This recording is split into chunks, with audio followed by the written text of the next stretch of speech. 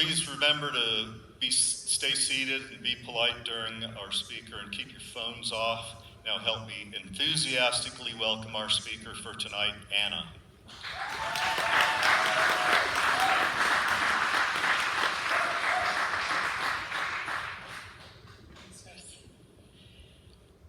It's fine. I'm Anna. I'm an alcoholic. All right, so I'm the only other person with a suit on in here, so I must be the speaker tonight. If you were here a couple of weeks ago, I showed up in this exact same suit, expecting to speak, and it didn't happen. So tonight, we were all kind of rolling the dice to see if I actually was the speaker tonight. So I have to give a jab to my friend Mike Bennett and to give him a shout out. So I moved here just about 4 years ago, and I was starting to think I was a normie. I was a part of a big, huge women's civic group in town, and I thought, oh, these are my people. This is where I belong. Mike Bennett scooped me up. I don't remember meeting him. He just scooped me up, and the next thing I know, he asked me to speak at this meeting, and I believe that he saved my life, because I was heading down that I think I'm normal road, and whatever, God worked through him and continues to do so in my life. And the best relationships I have in my life are the ones where we go through hard stuff and we use the tools of the program, and we're better friends because of it. And Mike Bennett, I love you and I appreciate you, so thank you very much. So, my sober date is June 4th, 2005. I got sober. I had my first drink when I was 6 years old. We were heading to the country club in the Buick, front seat, no seatbelts. And my mom hands me a glass of scotch, asked me to hold it. I'm like, well, can I try it? She said, yeah, you can try it. And I loved it. I loved it. And I remember, and I didn't remember this till I got sober, right? I didn't remember my first drink till I got sober. Who thinks about that? But I remember her being so impressed. I think she said oh, well, that's a very acquired taste. I'm 6, right? And then so my drinking, right, I've been sober for 19 years. I'm much more interested in that part of my life. So, my first drunk, I was 10 years old. We had moved to Arizona. I've lived in 7 states, so we had moved to Arizona, and I went back to Maryland, where we came from, and I remember drinking Mickey's, those green barrel-looking beer things. I was 10, and I was with my best friend, and I remember sneaking around trying to find more of those things. I didn't remember that one until maybe 2 years ago. I thought I got really bad at 16. Now I was 10. And then, progression, right? So just went through a first step and the progression of the disease and the controlling. All of the things. Pitiful, incomprehensible demoralization is what drove me into these rooms. I ended up in 11 months before I got sober. I was married, and my husband had taken our 2 kids. They were very little at the time, gone out of town, and I thought, woohoo, party's on. I called my best girlfriend. We had moved back to Phoenix. We were living in Washington, D.C., and, that didn't work. So we moved back to Phoenix. He goes out of town, and so it's on. And we went to some dance club in Scottsdale, and my girlfriends wanted to leave, and I'm like, what do you mean you want to leave? So I stayed because there was a guy I worked with on Capitol Hill, happened to be at that club that night. So I asked him if he'd give me a ride home. Well, he gave me a ride home, and it took me years in therapy and the program and good support and a lot of love to feel safe and to know that what happened that night was not my fault. drinking, getting drunk, going to a club, not being of integrity, that I am responsible for, but for the rest of it, I'm not. And the program of Alcoholics Anonymous has helped me stay on the planet and stay sober through healing through that and through a bunch of other traumas and tragedies in my life that I can talk about today. I can talk openly about not in a puddle on the floor anymore when I think about those things. I'm okay with who I am today. So, I'm an alcoholic. Do you need any more evidence? I'd rather talk about sobriety. And I thought about this, so my intention, we'll see how it goes, is to kind of go through the steps, but based on the principles. It was in a meeting, so that mother who handed me, oh look, I can see you guys now, that's awesome. That mother who handed me that scotch 49 years ago is in the hospital, and we, until about 2 years ago, like, very difficult relationship. Did my steps, did my amends, have lived in integrity and honesty with everything in my life as far as I know. It's those blind spots. And until about 2 years ago, it was hot and cold, and I didn't care for her very much. And the one thing that really helped me was I looked at my mom. So she lives in an assisted living facility in Florida. And when I grew up, like, she's an alcoholic, drinking, alcoholism. My brother's in the Marine Corps. I mean, just that wasn't how I grew up. That's what I thought life was. And I looked at her and I thought, if I volunteered at that assisted living facility, which is something I would do, right, to be of service, go hang out with somebody, she'd be my person. She would be my person. If she wasn't my mom, she'd be my person. Because she's hilarious. She's like old school Italian, loud and hands and joking, and I love her.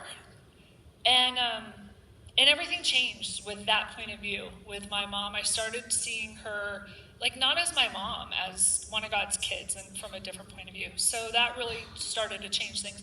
Plus, Mike Bennett talked about how, like, don't call my mom and tell her all these successes I'm having in my life. Like, he talked about that, and I learned from that. That I didn't realize. I think it's true. I don't know. She hasn't told me.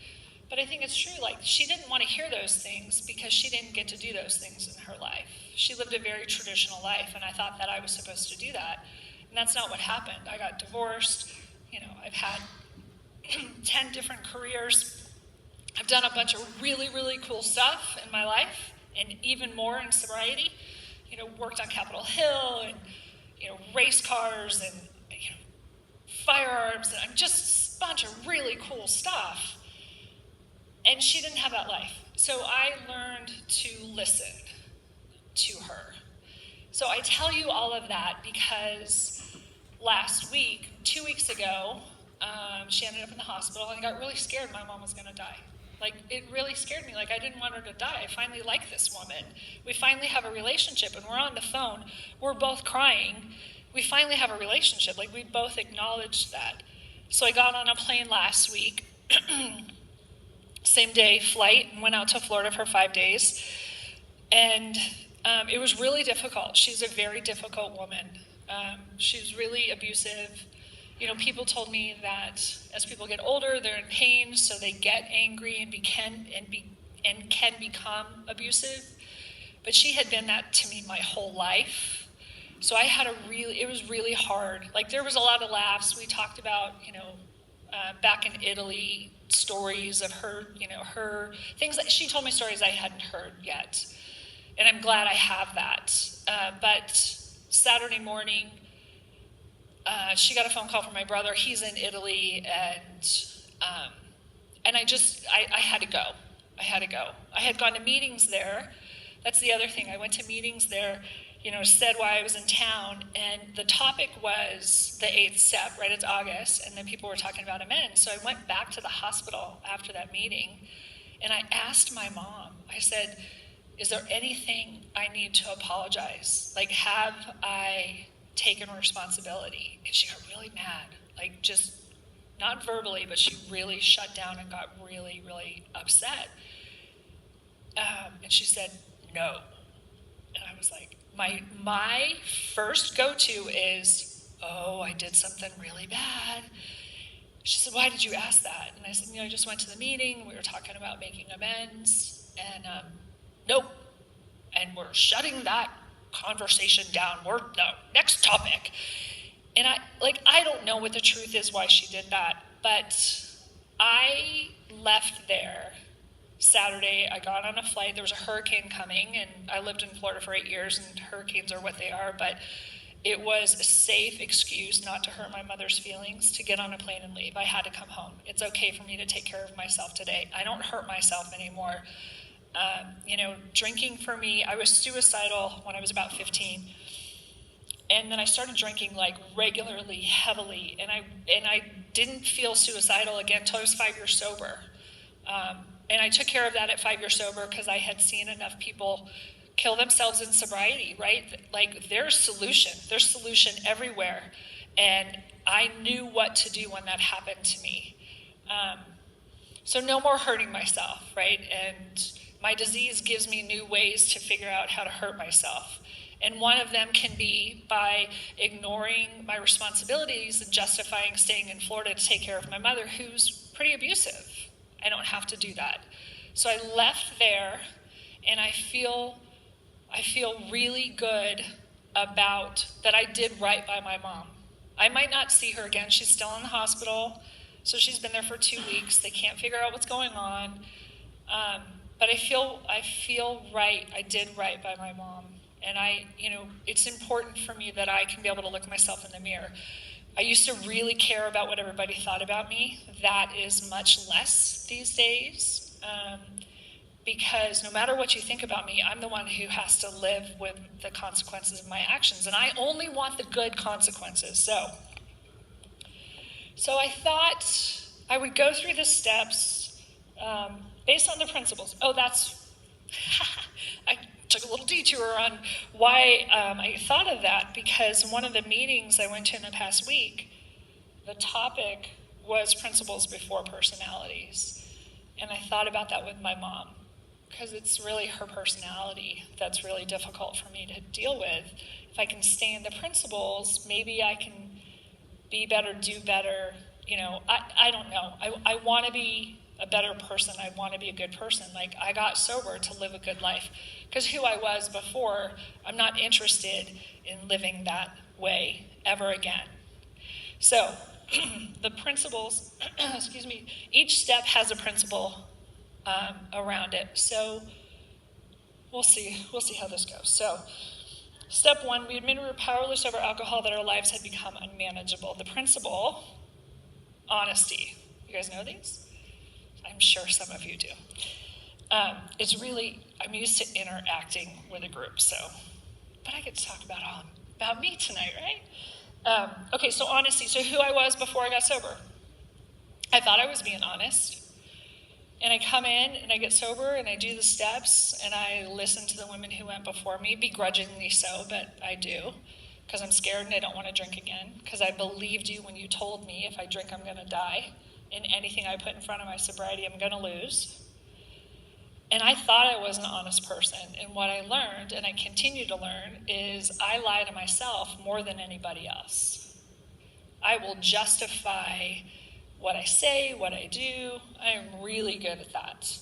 And so what I've learned in this program is I have these steps, and I can apply these steps to anything.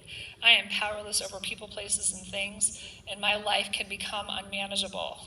And I can put whatever that people, place, or thing is and do the steps on that one thing. And it helps me every single time. Step 2, came to believe that a power greater than ourselves could restore us to sanity. And the principle is hope.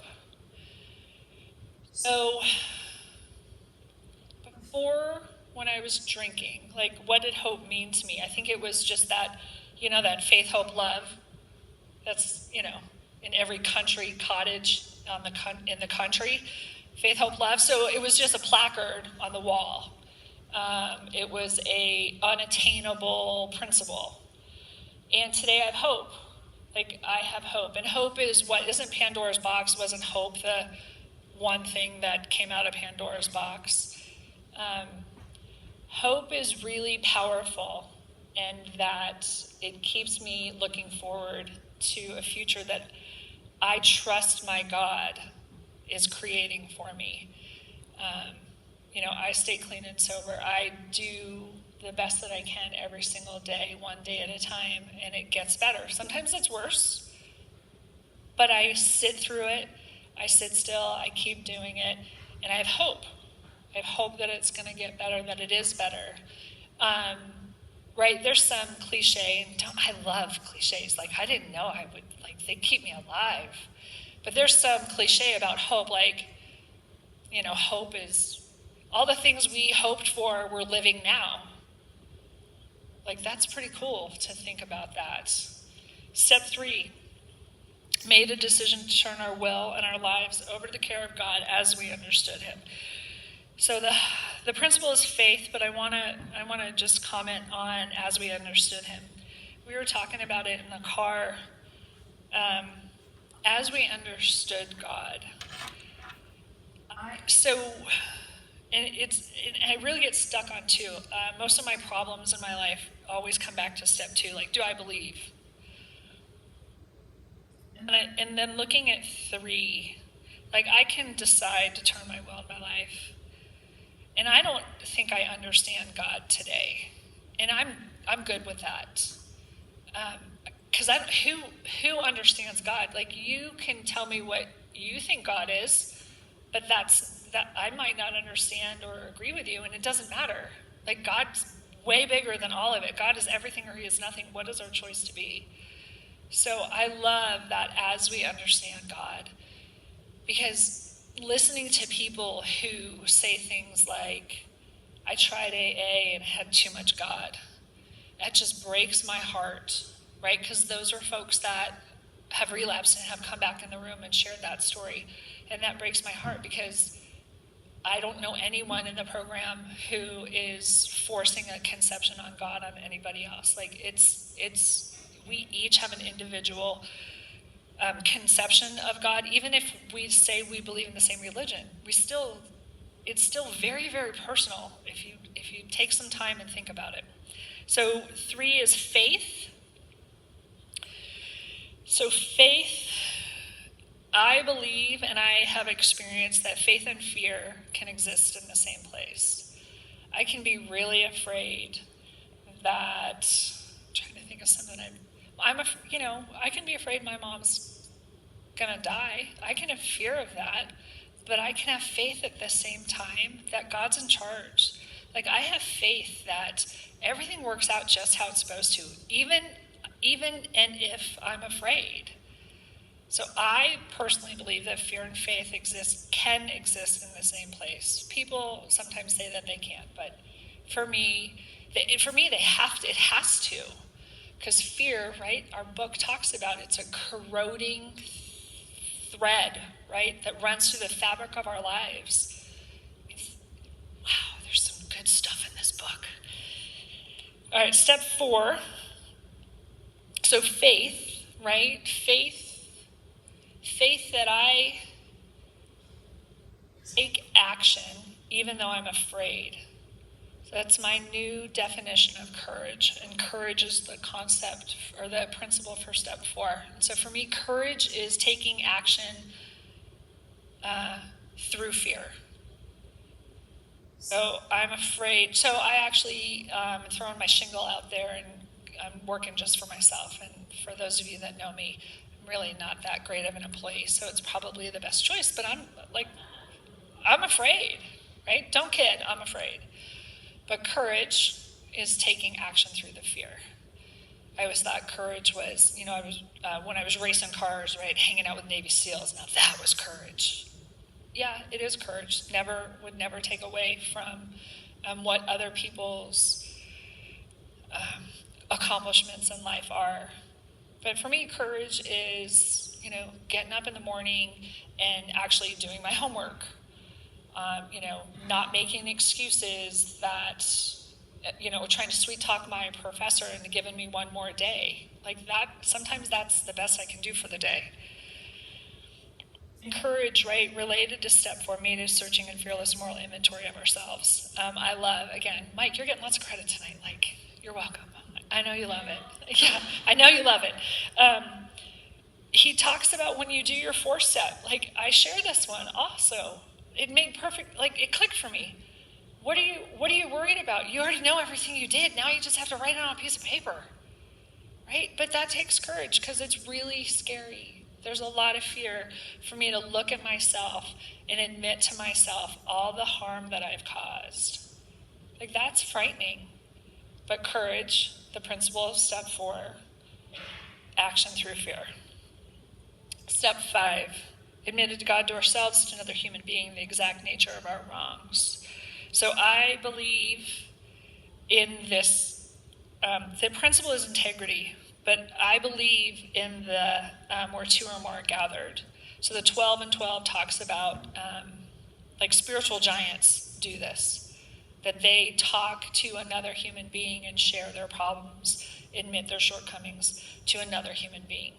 Where 2 or more are gathered. Like, there is so much power in that I will just call and say, I just need to say this out loud. Right, there's so much power in that, and that's what step 5 is, extremely powerful. And the principle is integrity. So when I was 5 years sober, a guy in the program gave me a scholarship to Landmark. I don't know if you've ever heard of Landmark. Pretty interesting program. Really enjoyed it. Learned a lot. And what I learned there was integrity. And they had a really great definition and formula about integrity. And they talked about a bicycle wheel and the spokes, and that integrity is one of the spokes. Brakes, right? Everybody breaks your integrity. You're going to be late. It's going to happen. There's always things we can't control. So being late, for me, I consider a break in integrity. You said you're going to be here at 6:45, and now you're late. That's a break in integrity in my book. I mean, there's a ton more, but that to me is just an example that everybody is late at some point in time. Okay, so you fix this spoke and you put it back in the tire, because with integrity, if those keep breaking, it doesn't work anymore. The wheel doesn't work anymore, right? So you have to fix it and put it back. And the way that you do that is what we've been taught in this program. You apologize, you state what you're apologizing for, and then you make a commitment to how you're going to do it different in the future. So that integrity, right? I want to be a woman of dignity and grace and integrity.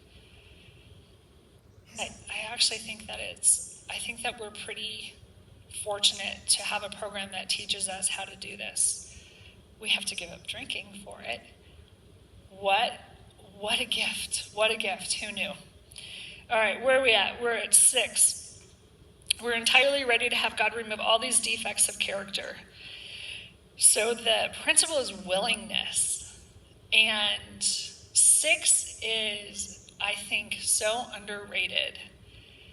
You know, the 12 and 12 says it's where the boys separates the boys from the men. Because, you know, it's interesting, I feel like, I was just about to say, when I wrap my head around 6, but there's always more. Like, there's more to come. I haven't got it for sure, but I know that I know more than when I first came in. And so to really own that, am I willing to have my fear removed? Am I willing to have my anger removed? Because those things serve me. Being angry feels powerful sometimes when I'm too afraid that God's not going to give me the needed power for whatever the situation might be. And 6 asks me, am I ready? Am I entirely ready? Because, and it's about willingness. Am I entirely willing? Right? The 12 and 12, right? 12 and 12 talks about the hole in the donut. So when I was in high school, I was on a debate team, and I had to debate the whole. The other guy got to debate the donut. I had to debate that the whole was real. Well, let's just say I lost the debate.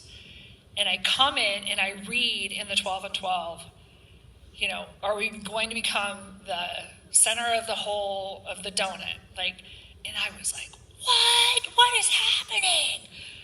Who talks like that? I lost the debate. And I have some conceptualization of that now.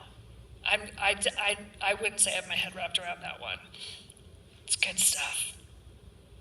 7, humbly asked him to remove our shortcomings, right? So my book, my little thing I have next to humbly, because I would look, so my first year, right, nobody told me anything, just like my dad, right? Dad, how do you spell juice? Go get the dictionary. If I knew how to spell it, I wouldn't need the dictionary. I don't know how to spell it. How am I supposed to use the dictionary? As a kid, I couldn't get that. Well, you know what it starts with. So same thing in sobriety. Go get the dictionary if you don't know the word, right? Did you look up the word conviviality, by the way? Oh, it's a beautiful word, conviviality. It's in the book.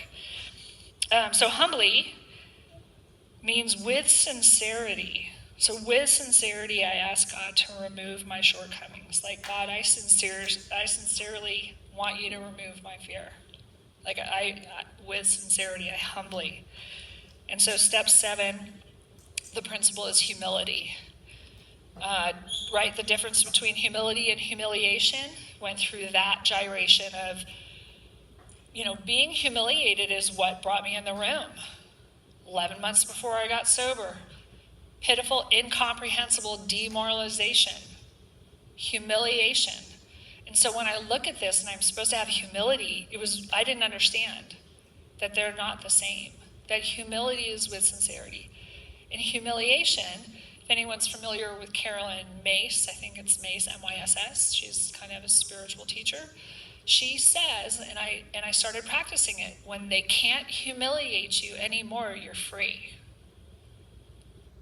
No matter what you think or say about me, when I can be okay with who I am in my own skin, you can't humiliate me. I am free. I am looking for that freedom. Step 8, made a list of all persons we had harmed and became willing to make amends to them all. Oh, I underlined all.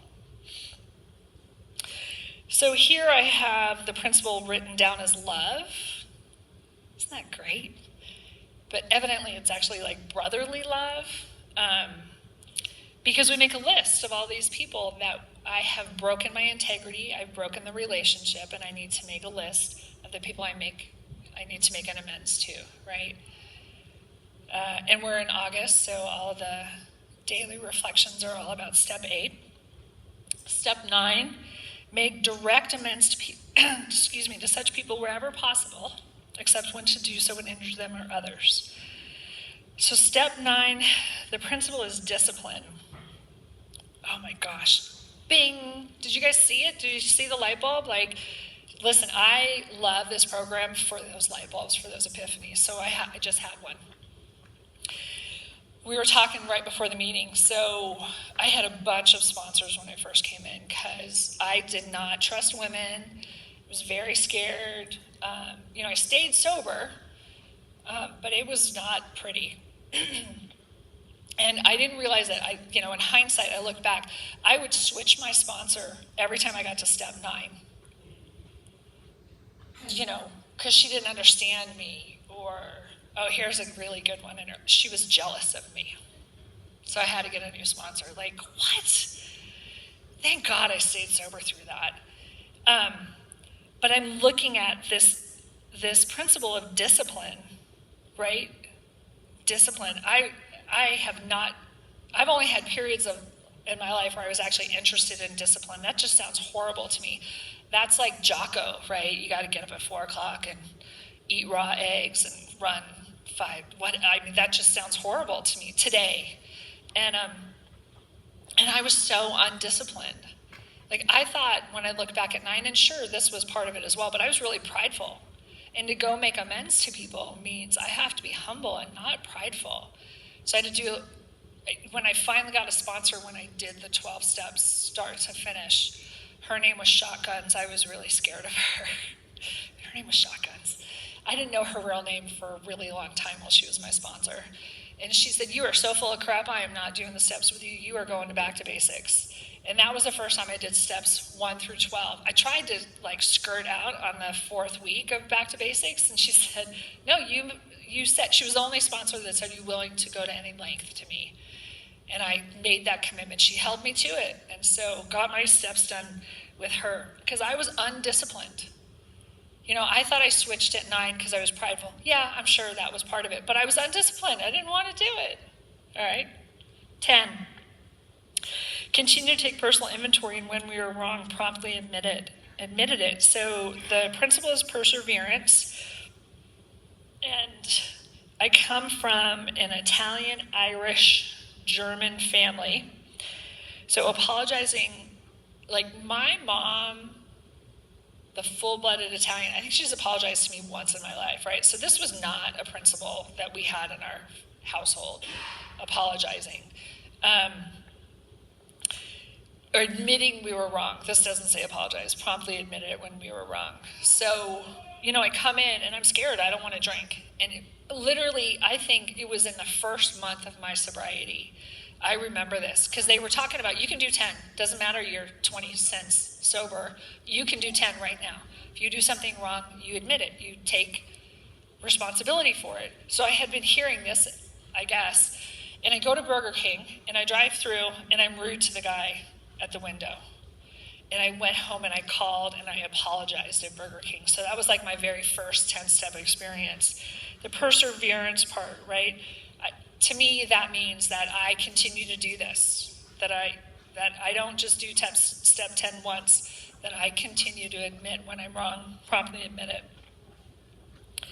I did that just recently with a client. She was talking about something, and I thought she was finished, and I was kind of looking at the clock, and I moved on to the next thing. And then we did the next thing, and I circled back, and I said, I want to apologize. I think that you were not done, and I moved on before I think that you were done. What a beautiful opportunity to repair that, because it was highly sensitive. And I can break trust so easily in that scenario, very intimate scenario, with this woman. And it repaired what, she might have just poo-pooed it and moved on, but it's a little chip. It's a little chip in that relationship, and that relationship is really important to me. Step 11, sought through prayer and meditation. I am on medication as well. I'm on an antidepressant, so thank you very much for that. That helps. Sought through prayer and meditation to improve our conscious contact with God as we understood Him, praying only for knowledge of His will for us and the power to carry that out. So, principle, of course, spirituality, awareness of God. I always think of the St. Francis prayer when I think of step 11. I haven't been to a good step 11 meeting in a long time now that I'm thinking about it. Love a step 11 meeting. Step 11, or the St. Francis prayer, actually. I want that conscious contact. I want God to tell me what to do. I relied on people to do that. Step 4 in the 12 and 12. Overly dependent on somebody to take care of me, to tell me what to do.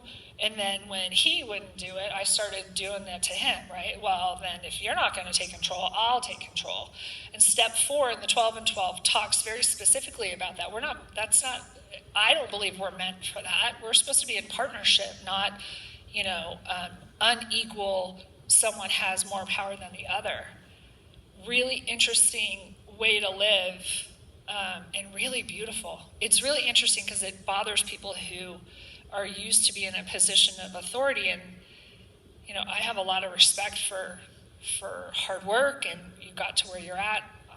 I respect that, but I don't venerate it anymore. I don't worship it. You're not better than me. We're on an equal level playing field, and so, wow, how did I get there?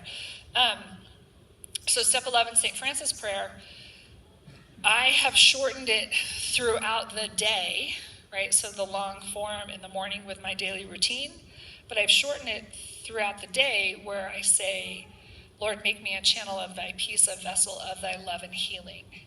And I just try and say that all day long because I really I want to be the hands and feet of God. Because I don't know. I don't know what's right for you. I don't know what's right for me, but I do know that God knows.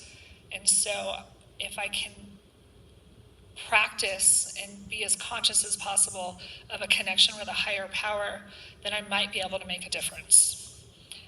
Step 12. Oh yeah, step 12. Having had a spiritual awakening as the result of these steps, we try to carry this message to alcoholics to practice these principles in all our affairs. So that's responsibility and service, right? I just said I want to make a difference, right? I want to be of service to other people. I want to pay it forward. I want to help the next hurting person. Alcoholic, for sure, because we understand each other in a way that other people don't. You know, when I say pitiful, incomprehensible demoralization, you guys understand that. And I hope that you understand. I hope that you understand that this program heals that, and you never have to feel that way again. I don't think I've felt that way since I've been sober. Way more than I ever could have imagined, and I take it for granted a lot, and I don't want to. I want to remember that, God didn't save me from drowning to let me die on the beach.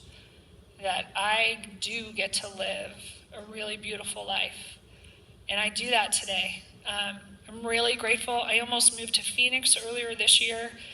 The last couple of years have been really trying for me. And I feel like things have turned around. I have a lot of gratitude for where I'm at in my life. I live in a place where, so I live like in a mother-in-law or a farmhand house. Like, it's so cool. So I have this huge garden, and she had just pulled these carrots. She's like, you want some carrots? Of course I want some carrots. I go wash the carrots, stick them in the broiler, a little honey, a little ginger. And I roasted carrots. They went from the ground into my body within an hour. Like, what? Oh, I ride a motorcycle. How did I go this whole time and not talk about my motorcycle? We were talking about fear and doing things that you're afraid of.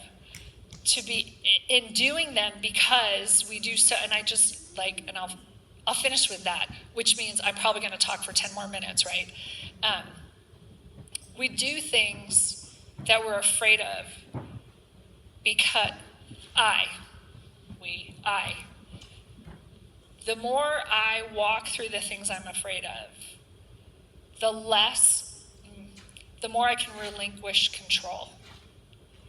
And I didn't know, that's what my motorcycle had done for me until we had that conversation before we came in, right? Control is a way to feel safe. And I didn't feel safe. I wasn't safe when I was drinking. And I've been safe since I got sober, right? I mean, anything that that has happened, I've gotten myself into and I've taken responsibility for, but nothing like when I was drinking. I'm safe today. So I don't have to control all the things that I still try to. And when I engage in things that are new or frightening, it teaches me God's in control. It teaches me to let go. And that motorcycle, that's my prayer bike. That motorcycle, I can't explain it. If you ride a motorcycle, you get it. And let's ride.